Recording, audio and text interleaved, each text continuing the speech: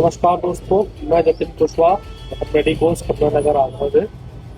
आज मैं आपके लिए लेकर आया हूँ खांसी की एक बहुत ही उपयोगी दवाई वैद्य ऋषि की कासकल्प चटनी, जो कि 100% एल्कोहल फ्री है। इससे सुस्ती और आलस बिल्कुल नहीं रहता है, क्योंकि आजकल लोगों को खांसी की समस्या इतनी बढ़ गई है सर्दी की वजह से। फिर चाहे वो बच्चे बड़े बूढ़े कोई भी हो, उनके लिए ये चटनी बहुत ही उपयोगी है। इसे बच्चे और बड़े सब ले सकते हैं और इससे बिल्कुल भी आपको सुस्ती नहीं आएगी, आलस नहीं आएगा, क्योंकि ये 100% अल्कोहल फ्री है। और ऐसे रेगुलर अपडेट्स के लिए हमें फॉलो करो। Thank you.